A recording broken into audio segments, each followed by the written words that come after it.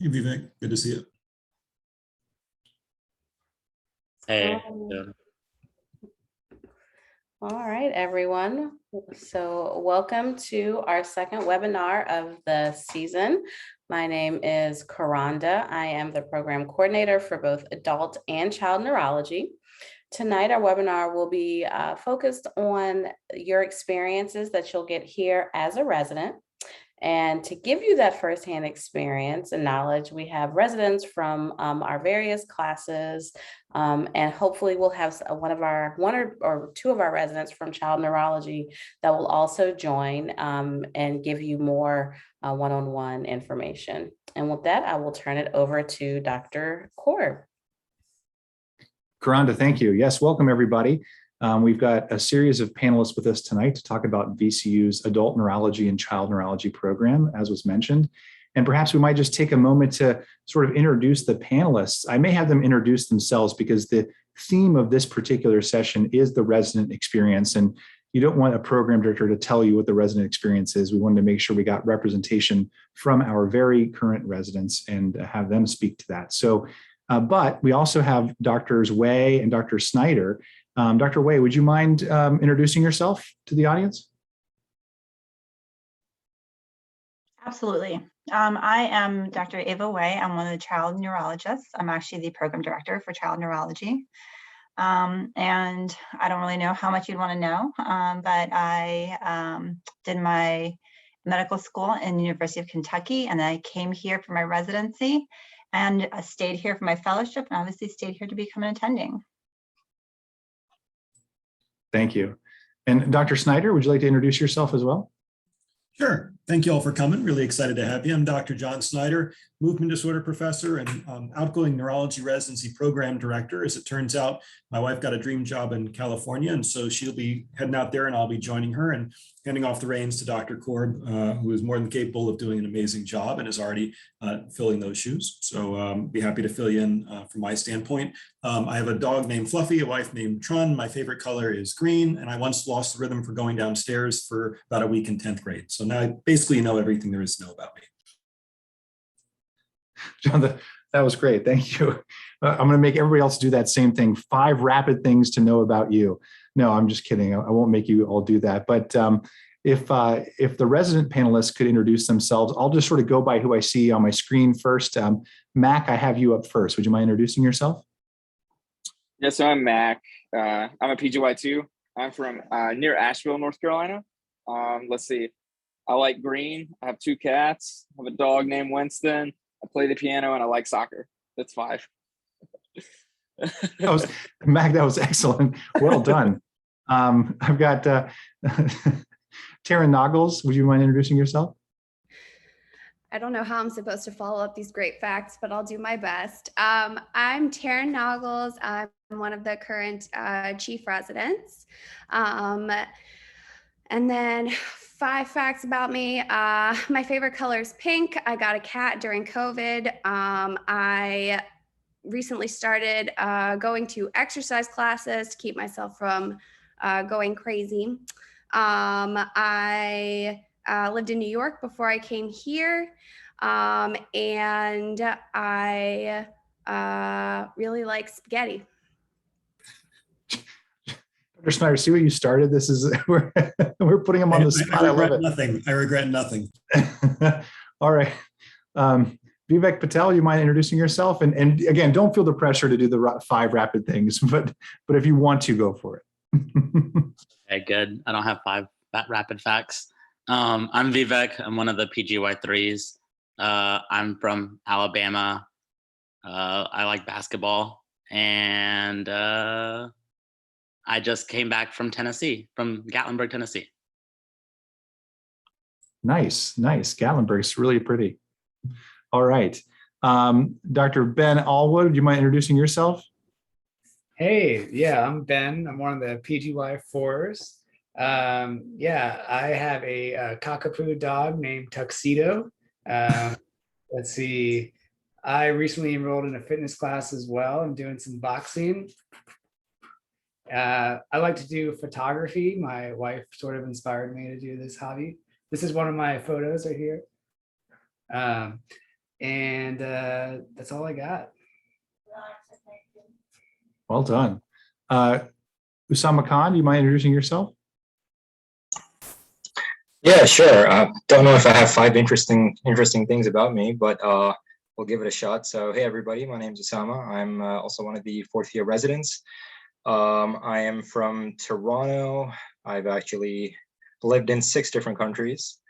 I was born in England. I'm also kind of taking inspiration from Ben and Taryn and trying to, do some fitness. So that's a little side hobby of mine as well. And yeah, looking forward to getting to know all you guys.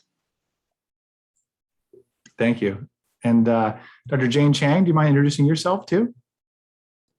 Yeah, hey everyone, my name is Jane Chang. I am from Atlanta, Georgia. My favorite color is purple. Other facts about me, I think I'm a really good cook, I think. I don't know what else. I'm a PGY3. Nice to meet you all. Great. Thank you all for coming tonight and willing to share your experience as a resident. So again, I wanted to make sure that I'm just going to moderate and host, kind of MC, if you will. I really want you guys to do the talking, but I didn't have necessarily an agenda, but Taryn helped me put together some elements there as well as Ben. So I've got some categories, but I figured I would just sort of list those categories, then you guys could sort of speak freely about that. Maybe I'll just sort of get the ball rolling, pick somebody to start, but feel free to then jump in. And for those that are in the audience, you can submit questions to us via the Q&A feature at the bottom of your screen. We will, as panelists, will get your questions, and I want to spend as much time as possible getting to your questions about the resident experience in our programs. So with that, one of the first topics I had was mentoring. So does someone want to sort of open up to talk about the mentoring program or maybe your experiences with your mentors here at VCU? I can talk about it a little bit, Dr. Cord. So we have a mentoring program. Every PGY2 resident gets a mentor. Basically, you will submit a list of a couple different attendings you'd like to be your mentor. When I was a PGY2, we got ours relatively late in the year. So most of us were able to kind of pick based on what we wanted to go into. But now our PGY2s get assigned pretty early. Which honestly I think is better. You can kind of pick someone based on personality, based on interests, not necessarily based on, you definitely want to go into movement or you definitely want to do epilepsy. You can pick it based on someone you think you'll jive with. I talked to a couple of our current PGY2s about picking their mentors. And kind of gave them some advice based on, if they're interested in inpatient or outpatient, what kind of their priorities are, and just based on personality. So that's our official mentoring. And then we have our neuro families, which I think we'll probably talk about a little bit later. But that's some more kind of unofficial mentoring. But it's really great opportunity to just kind of work with one of the attendings and get to know them, and they can give you advice about your future and just life. So it's a really great opportunity. Thank you, Taryn. Does someone want to share, if as you think about your mentors and maybe some meetings you've had with them, does anyone want to share an anecdote or maybe a positive experience or maybe even a piece of advice a mentor has shared with you? I think one of the things that, go for it, Vivek. I'll go after you. I was just gonna say my mentor kind of just talked to me about I want to go into like neuro hospitalist, and my mentor just talked about like private versus academics, which it's hard to learn about as a resident. And I thought that was really helpful because that's not something that everyone in academics has experience with. I think one of the things I've really enjoyed about just overall mentoring culture that exists here is it's very fluid.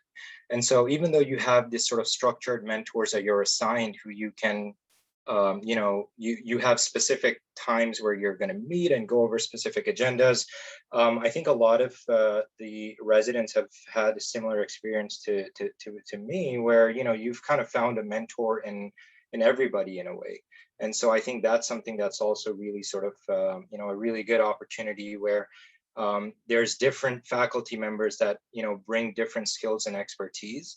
So we have one of our attendings who's really involved in board review and really involved in education in that sense, and he's sort of the go-to person for at least myself when it comes to just getting a better grasp of how to prepare for boards.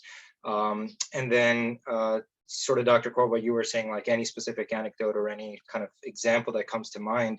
So my mentor, who's an epilepsy attending, whereas I want to go into neurocritical care, we talked a lot about things that are sort of beyond just the scope of just clinical neurology. Like we've talked a lot about the business aspect of neurology, and sort of, just understanding how to go about with billing and understanding sort of building your career beyond just sort of the clinical aspects of it. So I really enjoyed that. So I think the fluid nature of the mentorship sort of, culture here is really good.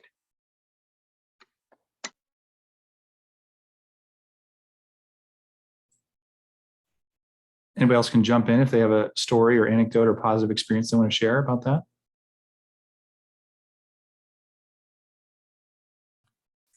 Yeah, I think what's sort of interesting is you're assigned a mentor, which has been beneficial, especially as what Vivek and Osama said, for career outlooks. But it doesn't mean you're just limited to one. I think I have like 2 or 3 mentors, that I can talk different aspects of neurology with. But it's incredibly helpful to have somebody more experienced in the field just shed some light on what to look for.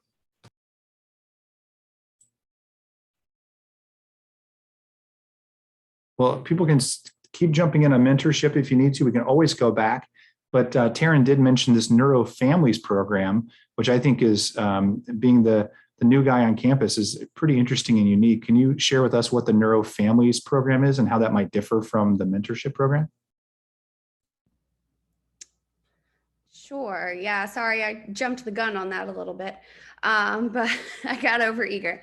But basically, our neuro families are a group of an attending and then 1 resident in each class. So including our interns.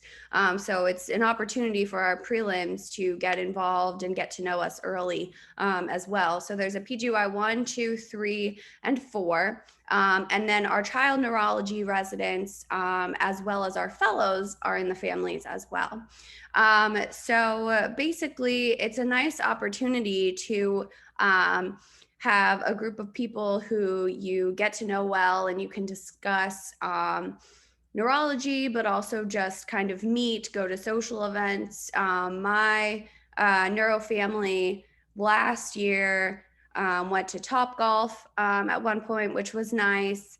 And then some other families have had dinner. I think one of the attendings was inviting their family over and going to cook for them. So it's really nice just to, get to know each other and to have that supportive environment. And to have, people who are ahead of you, like if you're an intern, you have everyone ahead of you, and then to really give that back later on when you're a PGY 3, PGY 4, then you have everyone, all of your interns and everything below you as well. So it's a nice opportunity to really kind of give and take with each other as well. And the attendings are wonderful also, and it's always a great time. And we also want to share some of their neuro family experiences thus far. Yeah, I'd like to share my experience. I have Dr. Cloud as my attending, and she invited us to her river house to go for a day of boating and tubing. And I don't think any experiences beat that yet. So try to. Can I join her neuro family? Yeah, I think so, actually. We always need more. That's great.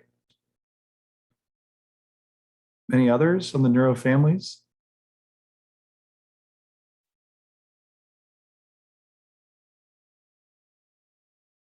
Okay, my life coach has told me like to sit on my hands and count to 10 internally when I have silence, because I'm one of those people that's uncomfortable with it. So apologies if I trip up on you, please stop me at any point.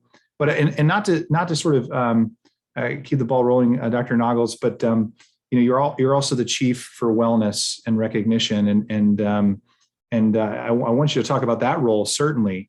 But I think that this also parlays to what you were saying, and there was a question in the chat, so I kind of want to get that rolling too. One of the persons in the audience, Roberta, asks about resident time off during the week, especially if there's any care related things or things that pop up during a busy week when you need to take care of things. How do we support you during any of those types of challenges?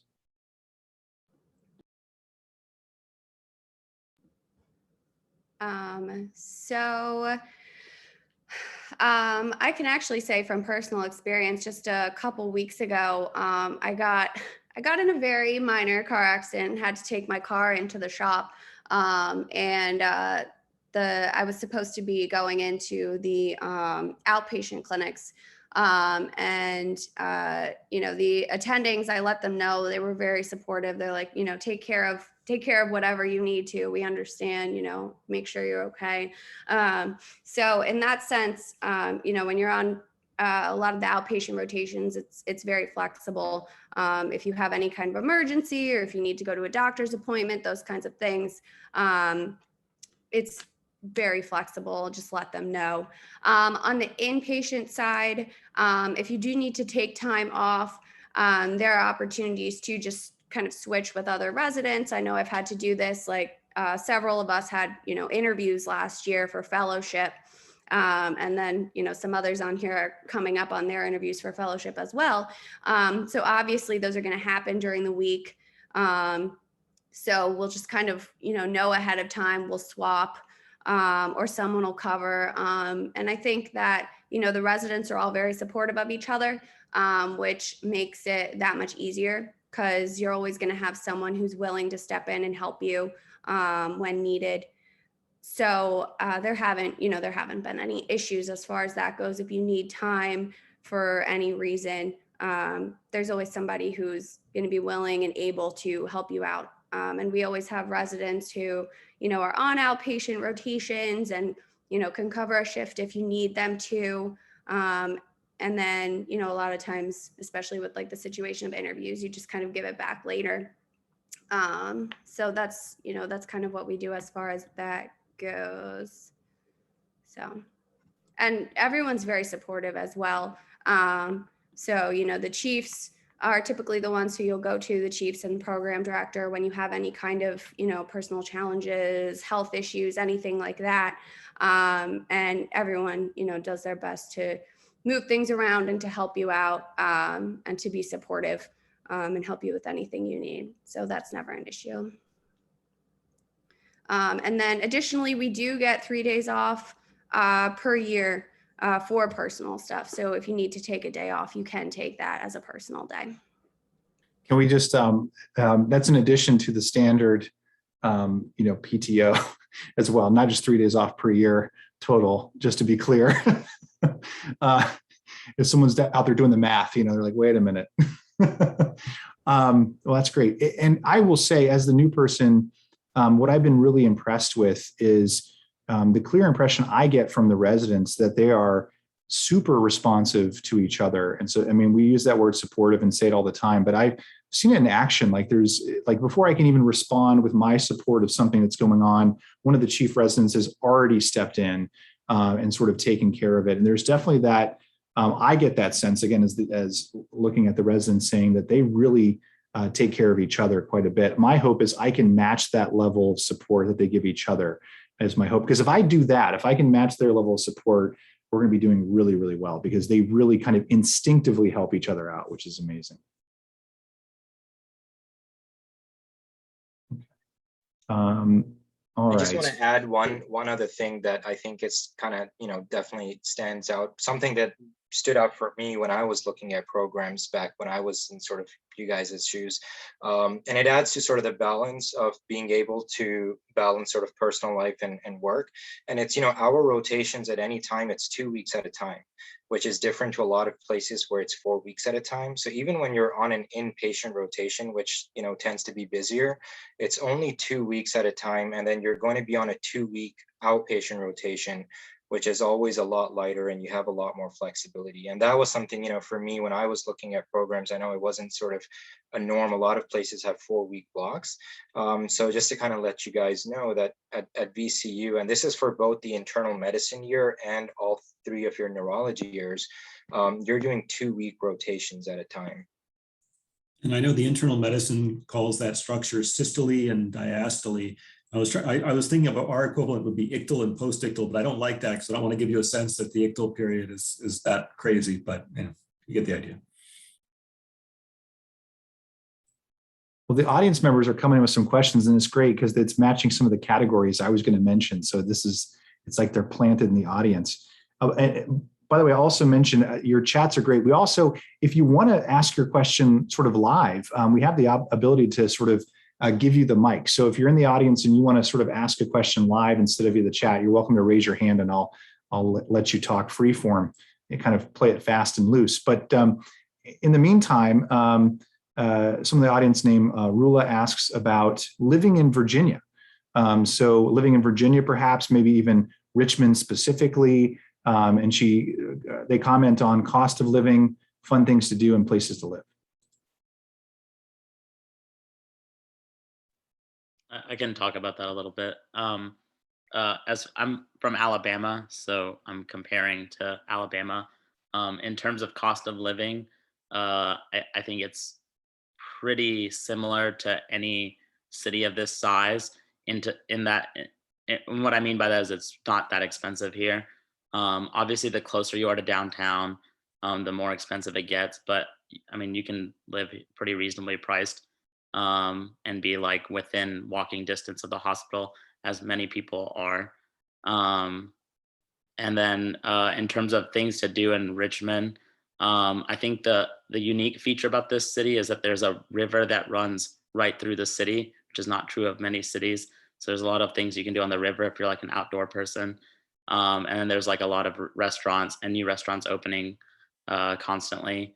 And then a lot of like breweries, which is probably true of like every city in America now, but there's like an especially high volume of breweries in this city. There's probably more that I'm missing. There's a lot of biking trails from what I hear. I don't bike, but that's what I hear. Yeah, I think other people probably talk more.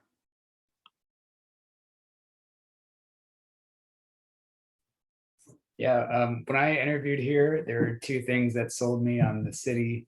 One was this view, like walking across the James River to Bell's Island was pretty amazing. Like it's this long pedestrian walkway over the river to this island.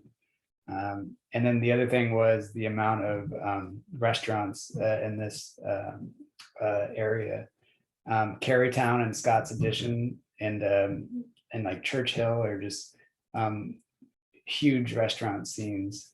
And one of the restaurants in Scott's Addition was named like the top, I think it was the 2nd or the 3rd best restaurant in America, based off of a Bon Appetit magazine.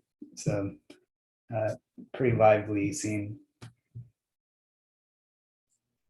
Ben's being modest. He was also featured in a local magazine for his culinary prowess. So he knows what he's talking about when he talks about good food.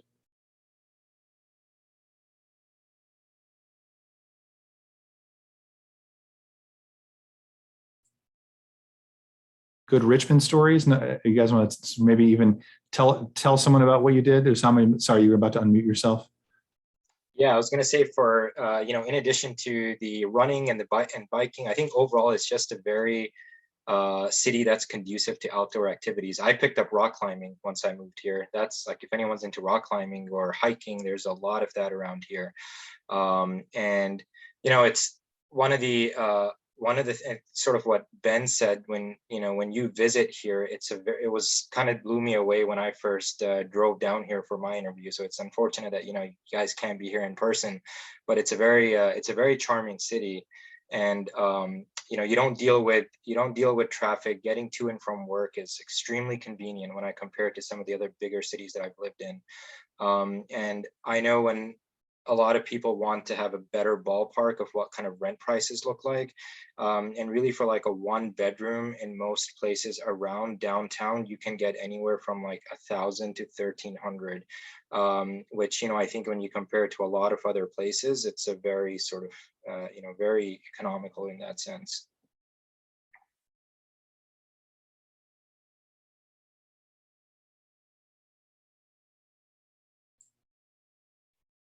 Does anyone want to talk about the weather? That's important if you're moving from somewhere totally different in terms of climates. So I've only ever lived in tropical climates. I'm from Florida originally, and then was in Southern California for medical training. And so coming here and experiencing my first winter was a shock. I think we had 11 inches in a freak accident, like the first year. And I don't think it's snowed that much since then, but yeah, it's awesome to have seasons. Fall and spring are amazing, but the summer and the winter, oh my gosh, they're crazy. So, but yeah, I'm really excited for fall to come around. The colors, especially like in Bird Park and Maymont, are just so amazing to see. As someone who lived in Toronto, I will disagree with Ben when he says it's crazy. The winter here is actually quite mild. I think we had one bad snowfall in the last 4 years that I've been here. You definitely get the 4 seasons, but I'm not sure where a lot of the audience is from. But the winters here are actually quite mild when you compare it to a lot of the kind of northern cities. But yeah, you get all 4 seasons, which I think is amazing. 30 degrees is cold. Okay, I'm just saying. Yeah. Nothing more divisive than the weather, right? Yeah, no, go ahead, please. I was just going to say, I'll agree with Usama. I'm from the Northeast, and I lived in Boston and New York before I came here. And I think that my huge winter jacket that I have, I think I've worn it maybe twice since I came here.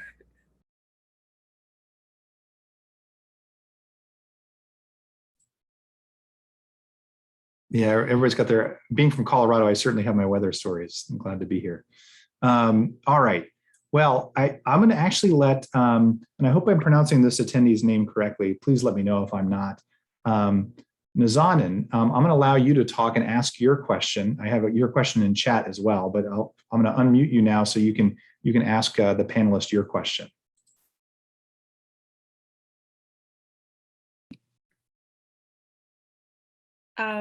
Hi, everyone. This is Nazanin.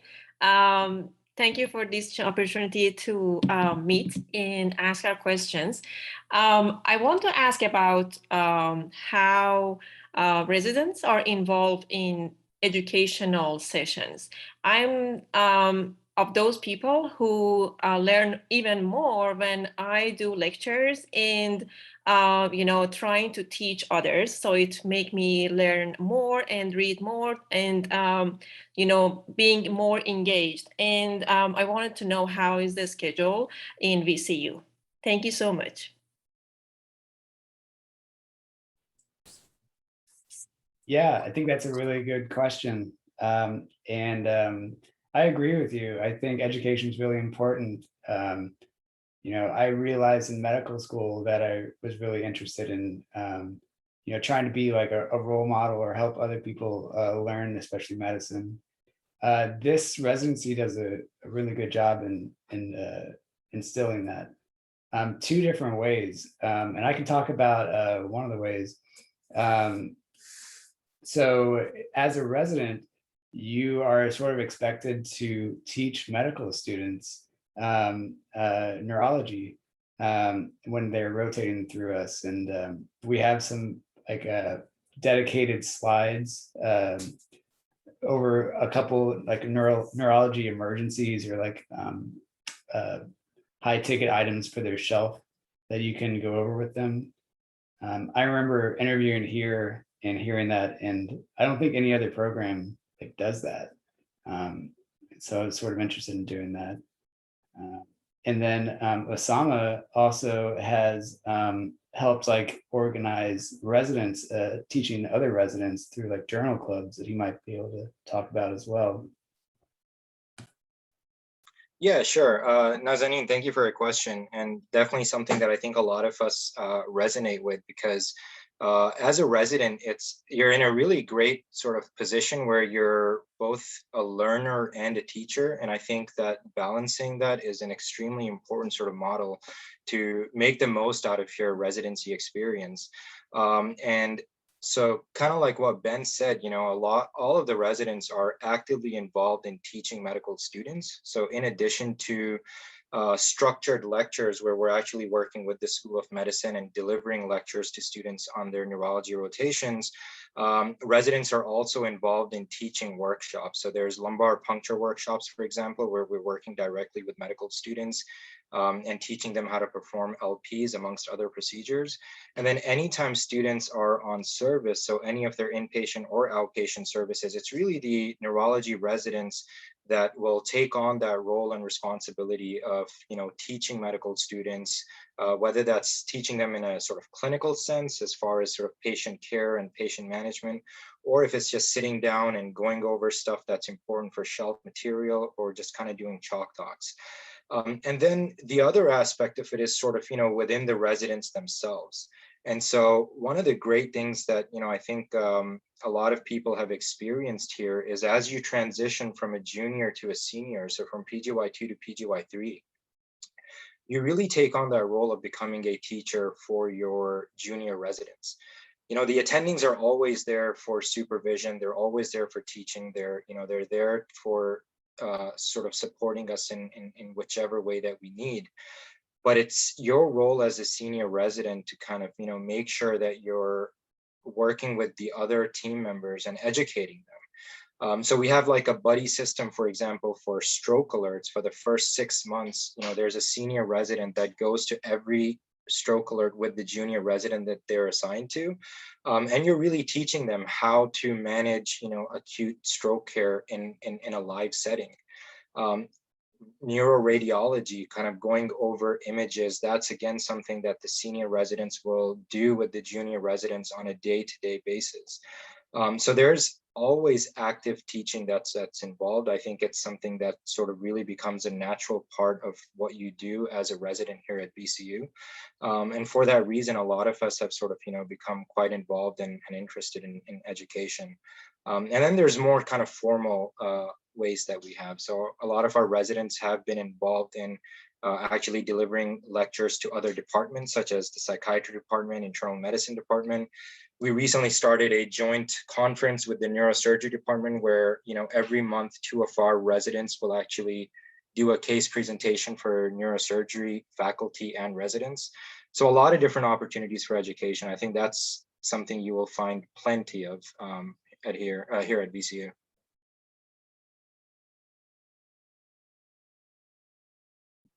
Thank you so much. It was really good to hear all of these stuff. This is what I'm really looking forward. I really want to work in academia, and all of these were very helpful.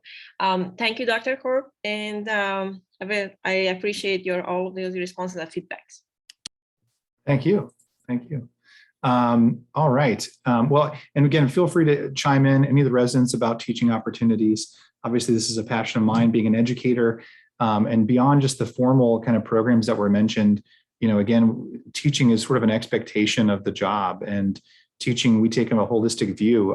We work with allied health professionals, we work with other departments, and educating and kind of talking to people about neurology is kind of what we're supposed to be all about.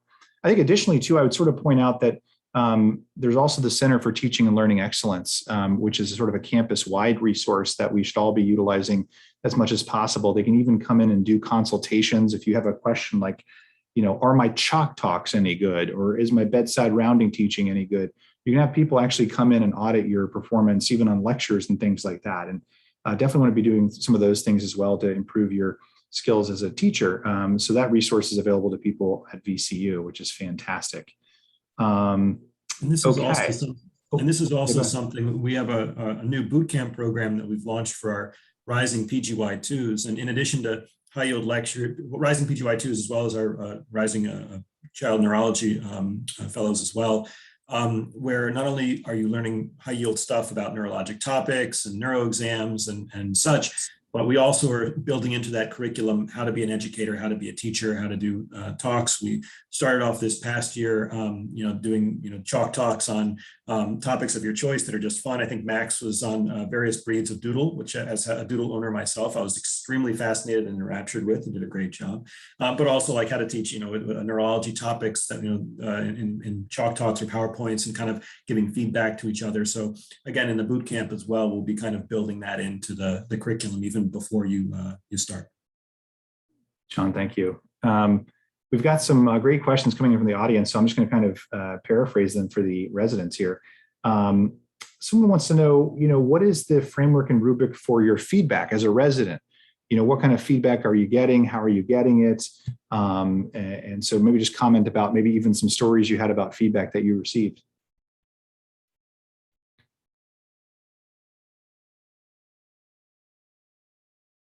Jane, I may pick on you a little bit. Yeah, sure. So typically at the end of a block of, so the attendings usually do like a week on when they're on the inpatient side. On their last day, they do this thing where they kind of bring in donuts or whatever, coffee, and then have a time where they kind of give feedback to residents as well as students on the team. And they also kind of give you one-on-one feedback. So we get this kind of feedback verbally about just kind of our performance and in regards to seniors, how they're doing in terms of getting to that role of becoming and attending in the future. But I feel like feedback kind of happens really all the time whenever you're kind of staffing with attendings. They always give you feedback on how you encountered a case. And so I kind of feel like that's kind of ingrained in everything we do, like pretty much every day.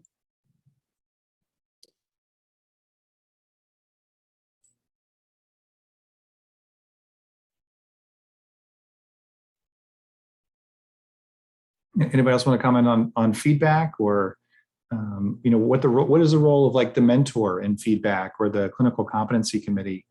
And I can speak to those things too, but this is about the resident experience.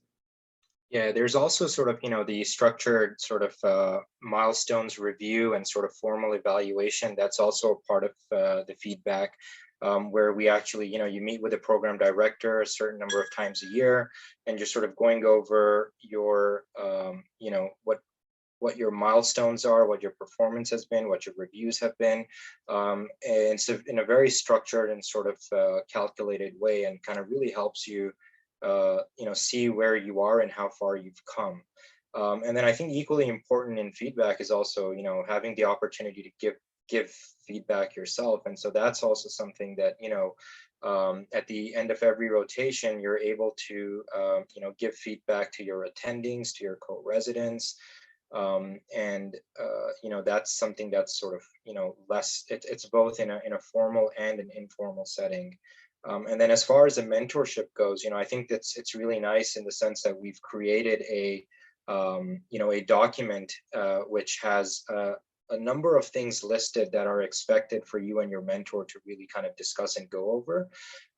And so that also becomes an opportunity for you to kind of get feedback on different elements, whether it's your research sort of output, whether it's your academic performance, or whether it's just clinical competencies.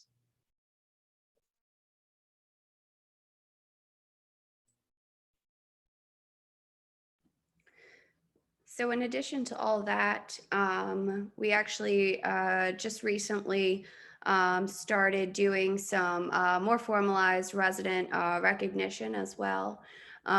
So we have just implemented Resident of the Month Award. So basically this is just to kind of recognize the residents who are, going above and beyond in really any manner. So whether it's, working extra hard with patient care, or if they're being extra helpful for, their juniors or their co-residents, really anything that anyone's recognizing. So it's really wonderful.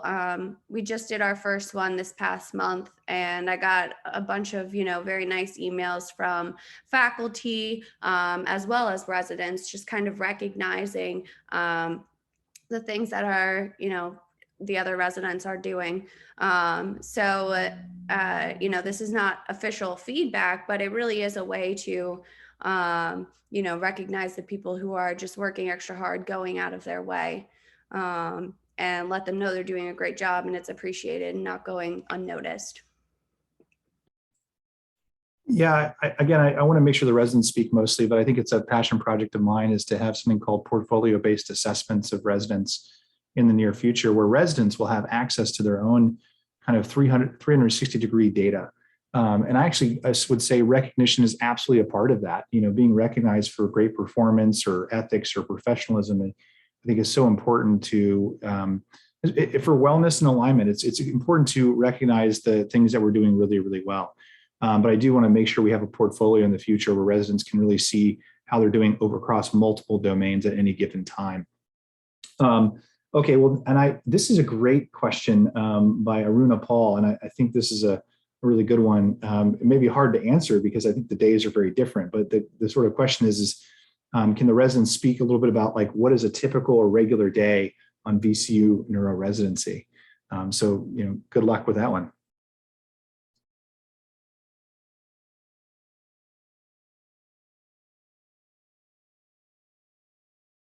You can also tell us about your day today, potentially. I could certainly say I had a great time in a continuity clinic today. So that's not a topic we touched on yet, but feel free to say a day, best day.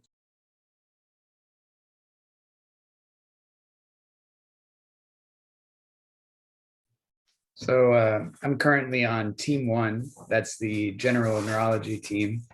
And so as a senior, your day typically starts around like 6:45 or 7. And if you're a junior, you might come in around like 6:30 or 6:45.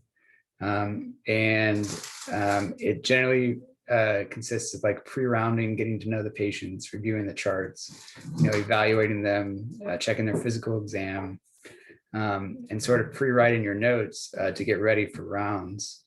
Rounds can be from like 8:30 to like 11, where you go and you talk in detail what's wrong with the patient, try to localize, and try to figure out the best management for the patient.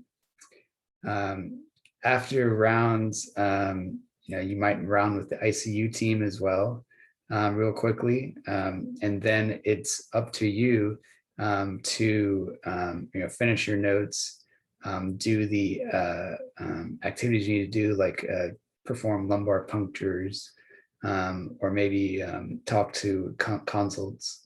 And then on a short day, you're gone at 5.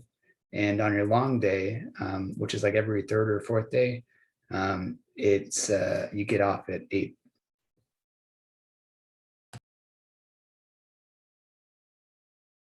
I had a great clinic today with Ben, so I'll just throw that out there.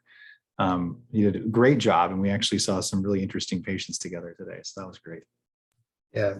So today was an abnormal day. It's just once a week you have clinic. So I rounded in the morning and then broke off and went to my own clinic. And all his patients loved him. He's leaving all this good stuff out. I don't know why, Ben. You're too modest. Yeah. Anybody want to share some of their days? Maybe even just like, could be like a memory share, like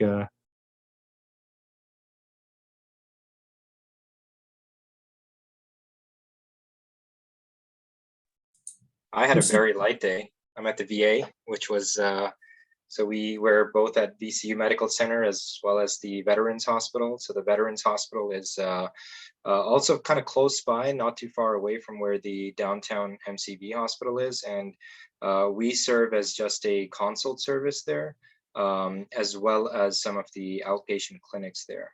And so I think when you're on an inpatient setting, your days are going to look very different to when you're on an outpatient elective. And so currently at the VA, it's mainly just a consultative service.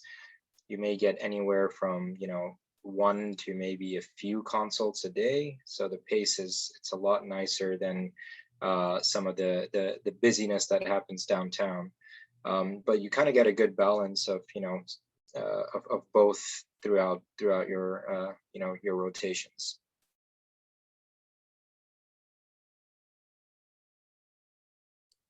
I can talk about my very good outpatient day today. So I'm on the sleep neurology rotation with the very great Dr. Taylor. And our outpatient days are usually from 8 to 5. We have clinic. A lot of this morning was just Dr. Taylor teaching me about central sleep apnea and all of those great things. And then in the afternoon, we saw a lot of patients, and it was all very educational and very different from inpatient side, a lot more relaxed, but just as much fun. Yeah, I agree. I'm on EMG right now. Do about 8 to 5. See like 3 or 4 patients in the morning for me, and then I've actually got to stick the needle in a couple of people, which has been really cool. I like to do some hands-on learning. So I think that's something that VCU does really well. At Mac, your check is in the mail. Thank you. No, that's great. I want you guys to keep sharing these stories, and I guess sort of trying to pull in another question with this one, like describing a great day at VCU. One person's specifically interested in our epilepsy department. So maybe instead of, I don't want to describe the epilepsy department because I'm an epileptologist. This is about a resident experience. So does someone want to share some of their experiences with EEG and or epilepsy? And I would sort of put a plug in for those that want to talk about their experiences on child neurology specifically as well.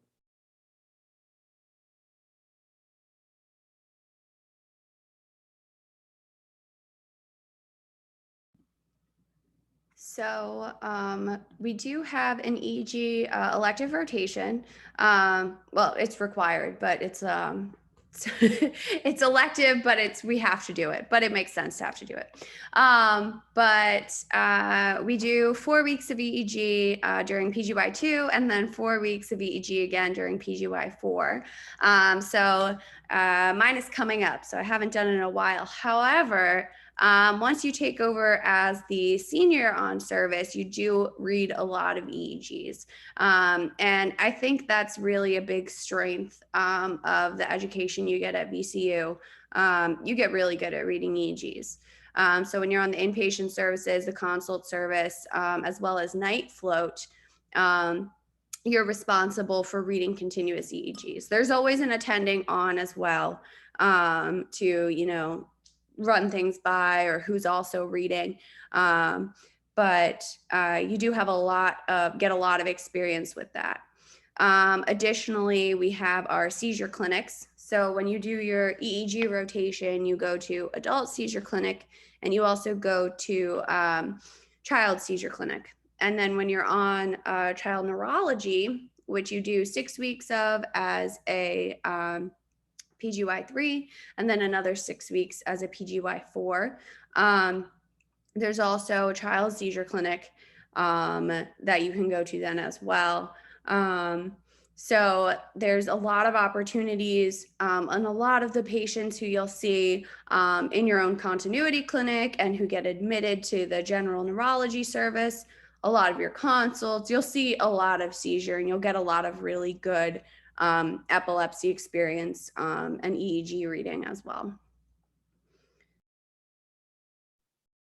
One thing I just wanted to add to that was the EMU also, that we also have an EMU rotation that you can do where you have epilepsy surgeries.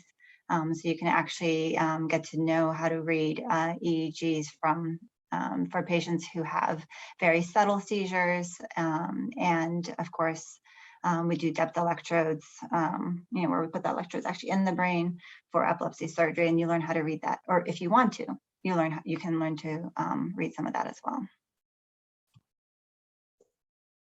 Yeah, I was just about to talk about that as well, because that's been a really cool experience for people that are, I guess, interested in epilepsy like yourself, mine. It's a level 4 epilepsy center. So, you know, a lot of surgical cases. I've actually had the chance to scrub in on quite a few during my EEG rotation, and see grid placements occur, and then, you know, follow up on that for the week where they actually read the grid EEGs, and then go back and actually see the resective surgeries, or even patients that get some of the neuromodulation devices, to kind of go through that whole process. We had another patient that had a RNS placed, and the entire brain mapping process that was involved in that, like I got to sort of see that hands-on, which was really cool. So you can see a lot of the cutting edge sort of epilepsy, like surgical epilepsy stuff here at VCU.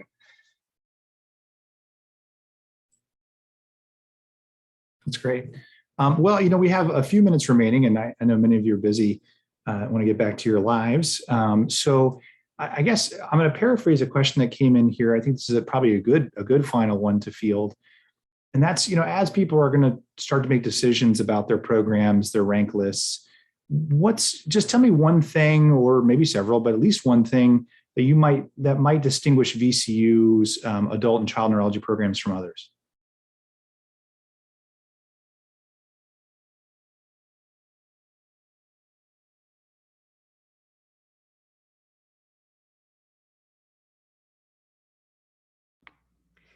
So something I think that really stands out about our program, in addition to what I said about EEGs, and I still stand by that, our program is really, everything's always changing. And I think that kind of, you know, ties in with this other question that was asked here, just asking, you know, what do residents think could be improved?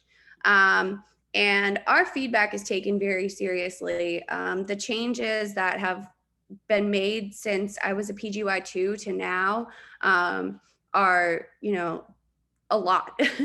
One of the big things was that our consult service downtown is very busy. So we've incorporated a new rotation called Day Float. So you come in later in the day, you come in at noon, and you work until 8 p.m. And it allows the consult service to not have to take that 5 to 8 block and then come back at 7 the next morning in case, you know, you run late, which is common. And it also allows the Day Float resident, you know, if they end up stuck there until later than 8 o'clock, they don't have to come in until 12 the next day. And I think that, you know, that was a big change that came towards the end of my PGY2 year, made a huge difference. And our program really does listen to us and makes a lot of changes based on our feedback. And I think that's really important because you want to go somewhere where you're taken seriously and where you're listened to. So I think that's something that really does stand out.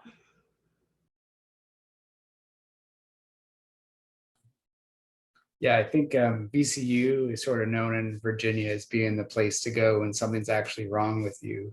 Especially in the neurology department, we have like every expert in neurology. You know, we have neuroimmunology, stroke, epilepsy with surgical epilepsy, and subspecialties beyond that. You know, one of the reasons I chose this place too was because of all the different fellowship opportunities after the training. So that's something to take into consideration. Yeah. Yeah, I guess kind of echoing that. I think the pathology we see is very like a wide breadth of pathology, and really a lot of rare things. The medical student I just worked with last week had been here for 2 weeks, and in 2 weeks she had seen 2 different separate autoimmune encephalitis cases, which like some people out in the community will probably never see, and in some places you may see 1 in your whole like residency. But she this like in 2 weeks she saw 2. So I think that's just an example of being able to really learn all the bread and butter of neurology, but also some of the more zebras of neurology. Yeah, currently on team 1, we have CJD, autoimmune encephalopathy, I think Wernicke's encephalopathy, and then ALS. and it's only the lower motor neuron variant of ALS. So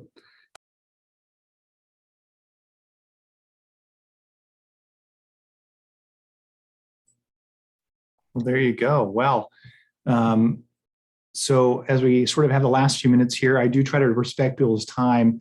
I do want to say, while we're sort of live and being recorded, just to thank all the residents for being here tonight. I think they do this out of the goodness of their hearts and pride in the program, to take some of their free time to talk to you all prospective applicants. Again, thank you all for being here tonight, all the panelists, all the hosts, including my colleagues, Drs. Way, Dr. Snyder, and of course, Karanda. And thank you all for taking the time to join us here. Again, this is part of a series of open houses held virtually to try to enhance your experience during the pandemic time in terms of the interview season overall. So feel free to join us for future events. If you can't make those, we do record them, and then Karanda is lovely enough to post them on the website as well. And with that, Karanda, do you want any closing that we need to do? No, I was just going to say, if anyone has any questions, please feel free to shoot me an email directly. If you have questions for the residents or Drs. Korb, Way, or Snyder, you can send those to me as well, and I will disperse them to the correct person. Other than that, everyone have a great night. Great. Thank you all. Have a good night, everybody. Good night, everyone.